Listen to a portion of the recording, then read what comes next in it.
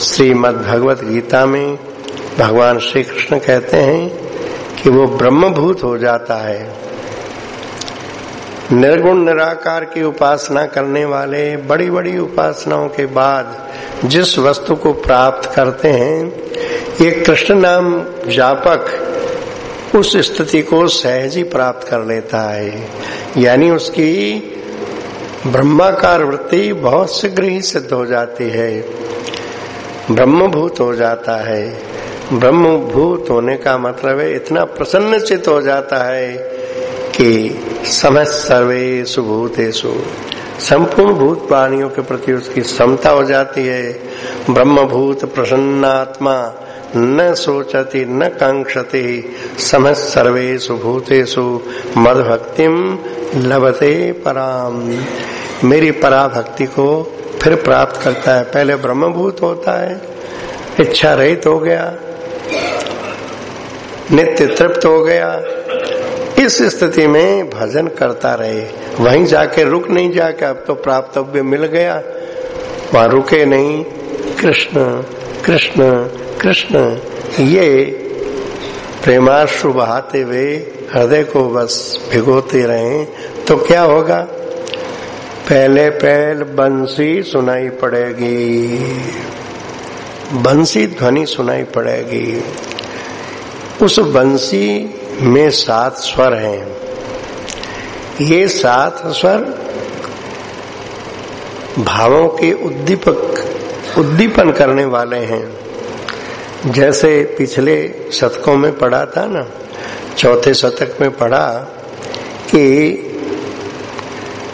श्री राधा जब उस नीलम प्रतिमा से आधे पल के लिए उसके कंठ से मिली तो उस समय का वो अर्ध पल का मिलना उसके जीवन में शतमंजिले भवन बनने की आधारशिला बन गया।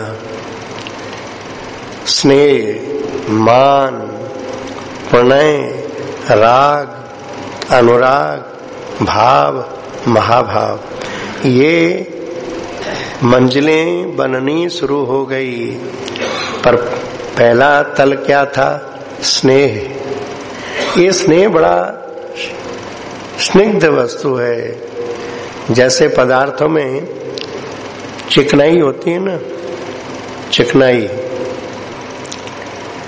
घी में भी चिकनाई है और शहद में भी है।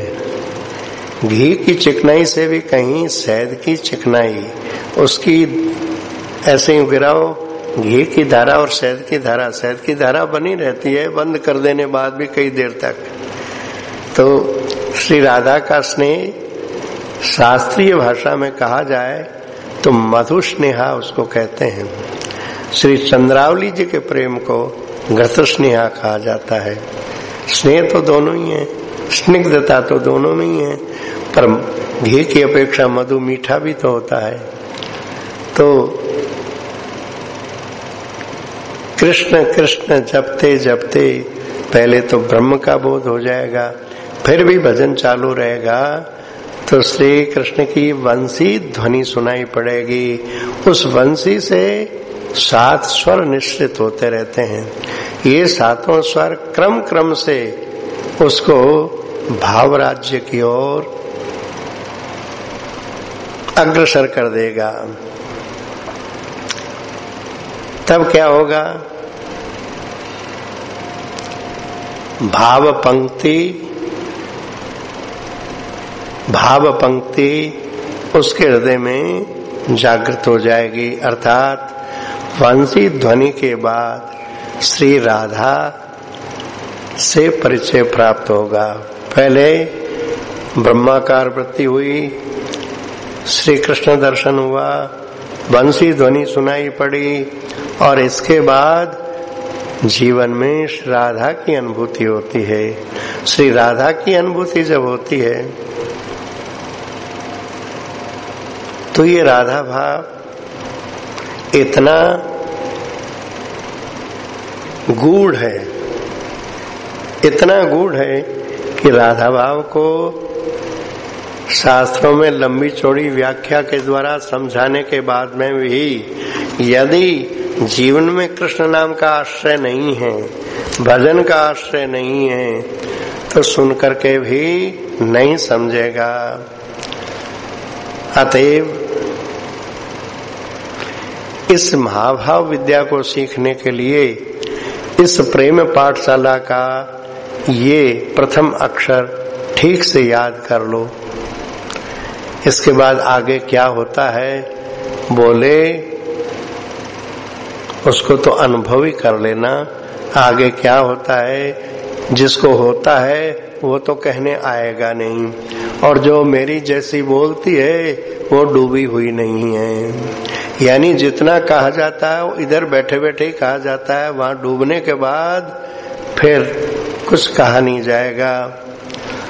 इतना कहते कहते बाला दौड़ी। अब उद्धव जी वहीं बैठे हैं, पर बाला को उद्धव जी का ख्याल नहीं है। दौड़ी, सामने ही एक तमाल वृक्ष की शाखा को पकड़ करके कहने लगी, हे जीवन धन, तुम यहां खड़े हो, चलो चलो वहां चलते हैं, जहां वो नीला नीला स्रोत बह रहा है ना, वहां चलो। इसलिए चलते समय तुमने मुझे माला जो पहनाई थी ना, वो माला मैं वहां पहनाऊंगी, यहां नहीं। यहां और वहां में क्या अंतर है? बोले यहां तो वो स्थल है जो वियोग भी करा देता है, और वियोग में प्रेमी का हृदय कितना आकुल होता है। अतः वहां उस नील सरोवर पे, उस नील सरिता पे चले जहां वियोग नहीं हुआ है। चकईरी चल चरण सरोवर, जहां नहीं प्रेम वियोग, जहां भ्रम निशा होत नहीं कबहू, सो सायर सुख जोग। वहां चलो। देखो अकेले मत चले जाना, मुझे साथ लेके चलना, साथ लेके चलना। मैं इतनी देर यहां ठहरी क्यों? ये मालाई तो मेरा बंधन थी, मुझे ऐसा कोई मिला नहीं, कोई मिली नहीं जिसे ये माला मैं सौंप सकूं, और फेंक देना उचित नहीं था। फेंक देना उचित नहीं था क्योंकि ये तुम्हारे गले की माला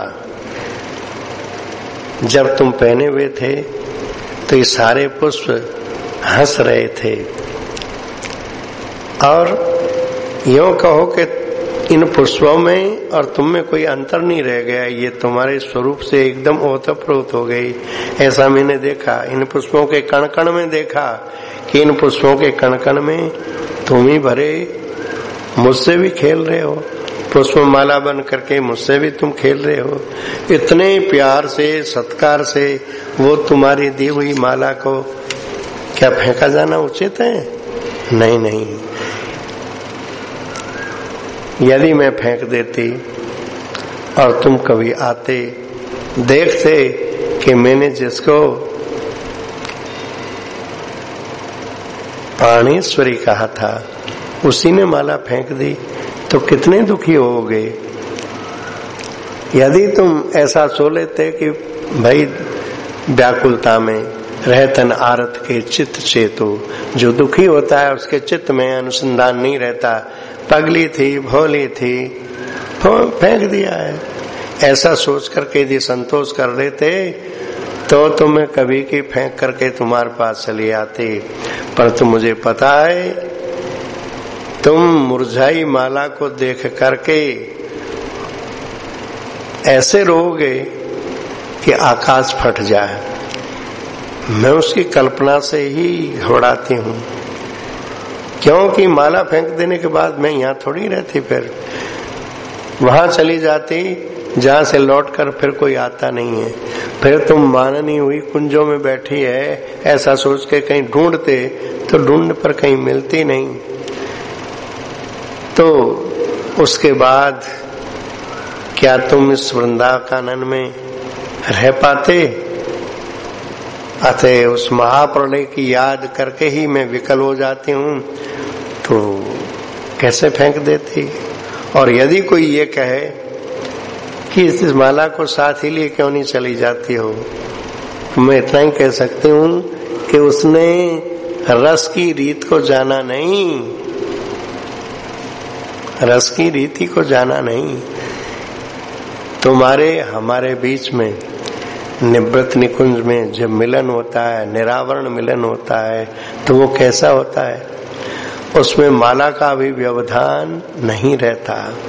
अतः कहने वाले अपने अपने ढंग से जो कह दे, पर अब तो मैं एक निश्चय की हूं कि ये माला अब तुम्हारे गले में पहनानी है।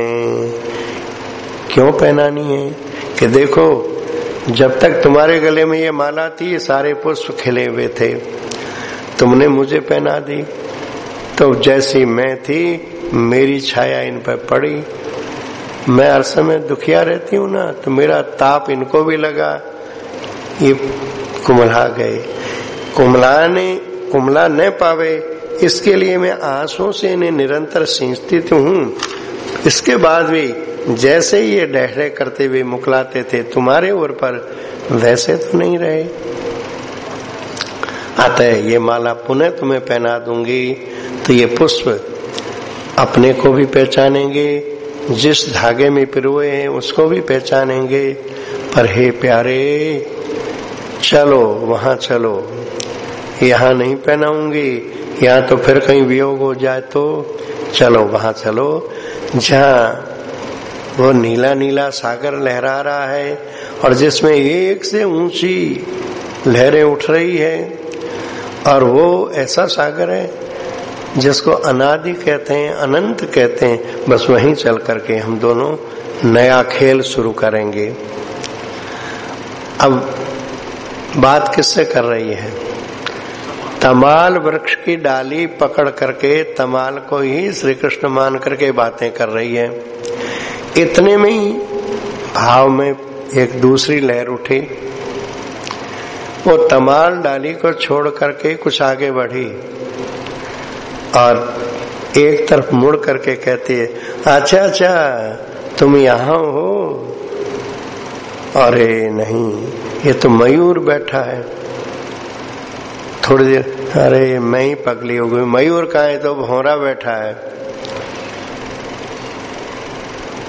पहले मयूर को श्याम सुंदर समझ बैठी, फिर भौरे को श्याम सुंदर समझ करके उससे बात करने लगी। उस भौरे से देख करके कहने लगी, अरे ये तो ठीक मेरे सांवर जैसा ही इसका रंग रूप है और इसकी चेष्टाएं भी ऐसी लग रही है जैसे वे कभी गंभीर हुआ करते, ऐसे ये बहुत गंभीर हुआ बैठा है, परंतु ये उदास दिखाई दे रहा है। संभव है मेरी बातें सुन करके, मेरा प्रणाप सुन करके ये दुखी हो गया होगा। इतने में कह, अरे दुखी क्या हो गया? मैं तो देख ही नहीं पाई, ये तो रो रहा है और मैं उपदेश कर रही हूँ। किसी रोते आदमी को ज्यादा बात नहीं करनी चाहिए, उसको ढाढ़स बधाने वाली बात करनी चाहिए कि उपदेश करना चाहिए। तो कहने लगी, हे प्यारे भौरे, मत रो मत रो, बोलो, संकोच छोड़ के बोलो, क्या चाहते हो? देखो, मैं मेरे सांवर देवता की कोष की नित्य स्वामिनी हूँ। देख, मेरे ये अंचल में ये उज्जवल तारों की जो चाबी बंधी है ना, ताली, ये उन्होंने स्वयं अपने हाथ से बांधी है। और उनका कोष कैसा है? अक्षय है, अतुल है, असीम है। उस अतुल असीम अक्षय कोष की एकमात्र स्वामिनी मैं हूँ। अतएव असंभव को भी संभव कर दूंगी। विश्वास करो, उनकी ये दासी कभी मिथ्या आश्वासन नहीं देती। श्री राधा कभी किसी को मिथ्या आश्वासन नहीं देती। परंतु भौरे, इन आंसुओं की कीमत कुछ होती ही नहीं। तुम आंसू बहा रहे हो ना, इन आंसुओं की कीमत कुछ नहीं होती। ये अनमोल होते हैं, इनका प्रतिदान नहीं होता। कोई बिरला ही होता है जो इस रहस्य को समझ करके इन आंसुओं को बाहर नहीं आने देता। हाँ, शरीर की सुधि भूल कर कहीं ये बाहर लुढ़क ही पड़ते हैं तो मैं दौड़ करके उन आंसुओं को बटोर लेती हूँ और फिर उनकी एक माला बना करके मैं अपने प्रियतम श्याम के गले में पहना देती हूँ और प्रियतम रीझ करके उसी माला को फिर मेरे गले में पहना देते हैं। तब हम एक दूसरे के हृदय पर सिर रख करके रोते हैं, हंसते हैं। हमारे उस रोने और हंसने का मर्म बहुत गहरा है, भ्रमर बहुत गहरा है। इसलिए मैं तुमसे कह रही हूँ कि तुमने आंसुओं की भेंट दी है ना मुझे। बोलो क्या लेने की इच्छा है? मैं सब कुछ लिए तुम्हारे सामने खड़ी हूं ना। देखो मेरा और उनका स्वभाव एक जैसा ही है। हम लोगों को देने में ही सुख मिलता है, लेने की अपेक्षा देने में ही सुख मिलता है। इतना कहते कहते अचानक बाला की वाणी रुक गई और उसके मन में आया, करे अरे मैं तो भाव के प्रवाह में जो बात नहीं कहनी चाहिए वो भी कह गई। लज्जा का बोध हुआ। मैं सांवर से अपनी तुलना करने चली हूँ। राम राम राम राम राम, ये तो सचमुच मेरे द्वारा एक अपराध हुआ। कहाँ श्याम और कहाँ मैं। ये प्रेमी का स्वभाव होता है, अपने प्रेमास्पद में उसे दिव्यता के, महानता के दर्शन होते हैं, अपने में कमी का बोध होता है। तो अब सावधान होकर के बोली, हे भंवर मेरी छाया से भी दूर रहना। मुझे तो अपनी प्रशंसा प्रिय लगती है, इसलिए अपने ही मुख से अपनी बड़ाई कर गई और उसको सुन करके तुम जो है मेरे प्रति श्रद्धालु बन करके मेरे चरणों को छूने के लिए आगे बढ़े। पर नहीं नहीं नहीं, मैं कैसे तुम्हें ये चरण छूने दूं? देखो मैं तो मेरी ठगनी की बातों में तुम मत आना। तुम निर्मल मती हो ना, इसलिए तुमने मेरी बातों पर विश्वास कर लिया। पर सच्ची बात तो यह है कि मेरे सांवर में और मुझ में कितना अंतर है। जितना अमृत के समुद्र में और ये जो गंदा पानी कहीं इकट्ठा हुआ रहता है, ताल तली या कोई गंदे पानी की कोई ताल तलैया जिसमें मेढक टर करते रहे हैं, कौवे जिसके किनारे बैठ के काम करते हैं, ऐसी तलैया और सुधा का समुद्र में जैसा अंतर है ना, और जैसे सूर्य और चंद्रमा की किरणों में और जुगनू के प्रकाश में अंतर है ना, चिंतामणि में और उस कांच का कोई टुकड़ा जो मल में सना हुआ हो उसमें जितना अंतर है ना, इतना अंतर मेरे और मेरे सांवर के शील में है। मैं उनसे सदा लेती रही, लेती कभी थकी नहीं और वे देते देते कभी हारे नहीं। इस पर भी मैं सदा उनसे कहती, क्या मिला मुझे? तुमसे प्रेम करके मुझे क्या मिला? तो वो कहते, सच्ची बात है, मैं तुम पर न्यौछावर नहीं हो सका, कुछ भी नहीं दे सका। ऐसे प्रेम का निर्वाह करने वाले प्रेमी हृदय मेरे सामर से मैं लज्जाहीना समता करने चली हूँ। हे अली, हे भ्रमर, सचमुच में मेरे से बड़ा अपराध बना। मैं एक क्षण के लिए भी मेरे प्रीतम सामर को सच्चा प्यार नहीं दे पाई। इतना कहते कहते बाला रो उठी। अब तक तो भ्रमर रो रहा था ना, बाला रो उठी और रोते रोते, सामर सामर सामर, बस मुझे तो एक ही वरदान देना कि मेरे द्वारा किसी का अपमान न हो, किसी का अपमान न हो।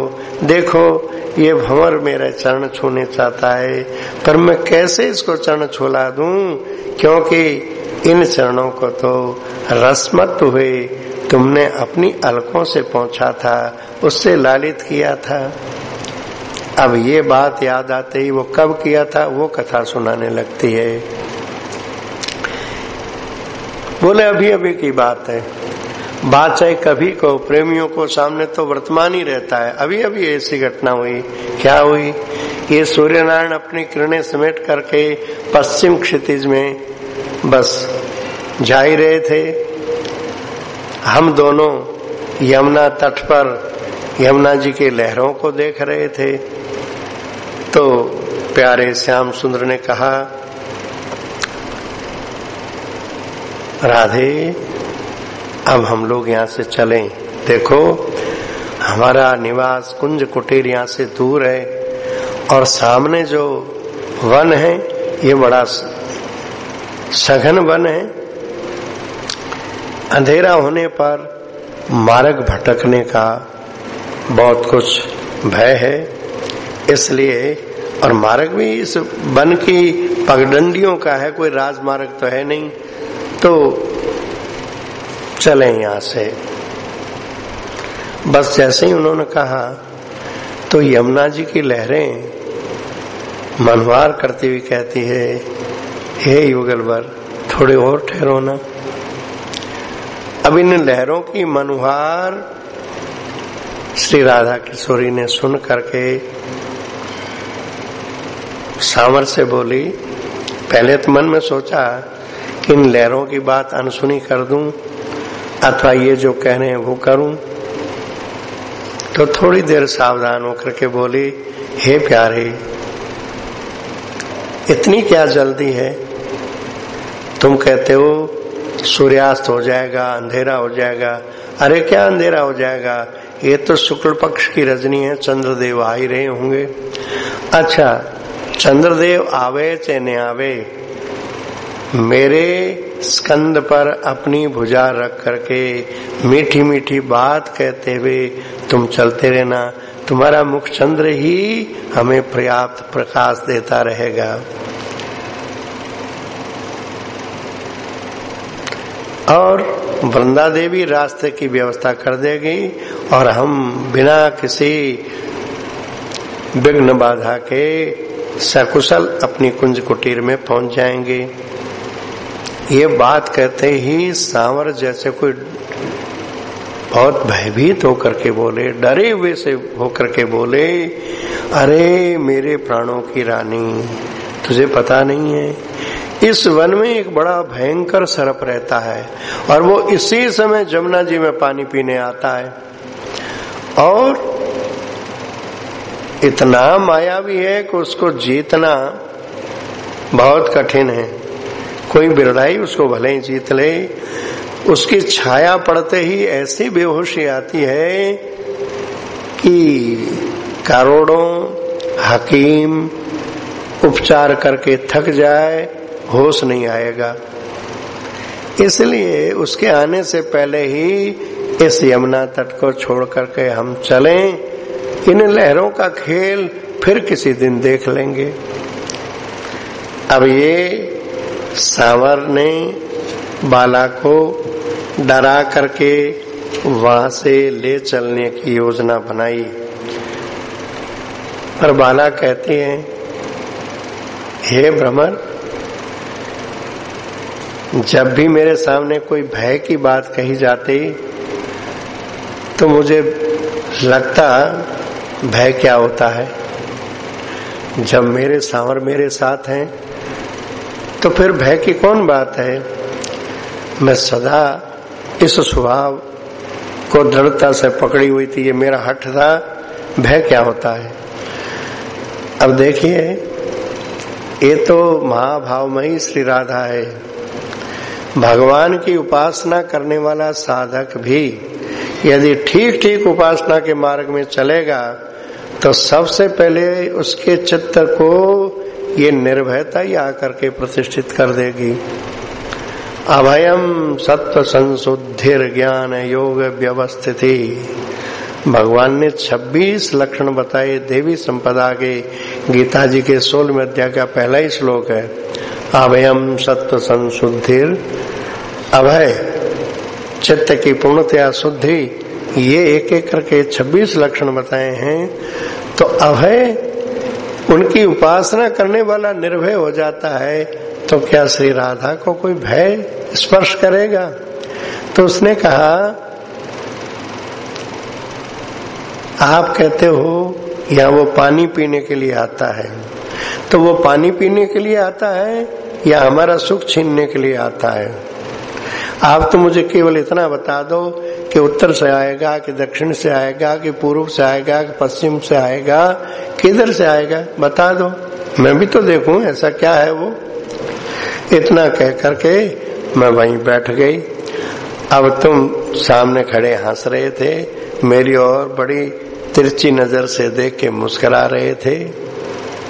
इतने में ही सामने की धरा कुछ ऊपर उठती हुई दिखी, तो कहा संभव है इधर से ही आएगा। उनका इतना कहना था कि उस धरा में से एक विषधर सर्प ऐसे, यहाँ कहीं चित्र भी था पहले, अभी नहीं है। हाँ हाँ, अच्छा अच्छा अच्छा। वो विषधर सर्प सामने खड़ा हो गया, सचमुच बड़ा काला और फन उठाए हुए। जब फन उठाए हुए बिस्तर को देखा तो बाला सांवर से चिपट के खड़ी हो गई, सांवर से चिपट करके खड़ी हो गई। सांवर बोले,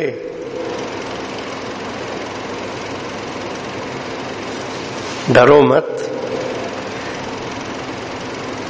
प्राणाधिके, मेरे प्राणों की देवी की ये छांव को भी छू नहीं सकता, पर बस इतना ही है, चपलता मत करना, ऐसे ही खड़ी रहो, ऐसे ही खड़ी रहो, मुझसे सटी हुई ऐसे ही खड़ी रहो, चपलता मत करना। देखो ये काला मैं काला, ये टेढ़ा मैं टेढ़ा, काले और टेढ़े को काले और टेढ़े से ही भय लगता है, तो ये मुझे अपना प्रतिपक्षी समझ रहा है। तुम तो गोरी हो, सरला हो, भोली हो, ऐसे कह करके मेरी तरफ तुम देख रहे थे। हे भ्रमर, जिस समय भी गोरी, सरला, भोरी कह रहे थे और साथ ही साथ उनके आंखों से प्रेम के आंसू छलछला रहे थे। वो उनकी देखन, वो उनके नैनों की जलधारा, वो गोरी और सरला कहना, ये मेरे प्राणों के कैसे संवेदन है, वो केवल मेरी निधि है। कितने सुंदर है वे, उसे कैसे समझाऊं। जो हो, मैं अपलक होकर के अब उस सर्प को देख रही थी। इतने में क्या हुआ, मुझे ऐसा लगा कि इस सर्प के मुख में तो मुस्कान दिख रही है, जैसी मुस्कान मेरे सांवर के मुख में है, ऐसी इसके मुख पर मुझे मुस्कान दिखाई दी। तो मुझे लगा ये क्रोध में तो नहीं है, क्रोध में होता तो मुस्कान कैसी होती। इतनी देर में एक नई बात दिखी, अरे मुख पे क्या मुस्कान दिखी, उसके पूरे शरीर में मुझे तुम ही तुम दिखाई देने लगे, झलमल झलमल करते हुए मात्र तुम ही दिखाई देने लगे। अब मैं एकदम अचंभित हो गई कि ये क्या मामला है। इस महासर्प के भीतर तो केवल मेरे सांवर ही सांवर है, ये मैं सत्य देख रही हूं कि कोई सपना देख रही हूं। इतने में ही मेरे सांवर बोले, मेरे प्राणों की प्राण देखो, अब तुम खाली देखते रहना, आगे मत बढ़ जाना। यदि ये सर्प कहीं झपट पड़ा और विष में 2 दांतों से काट लिया तो फिर मेरे जीवन का क्या होगा, जरा सोच लो। अब इधर तो ये कह रहे हैं कहीं ये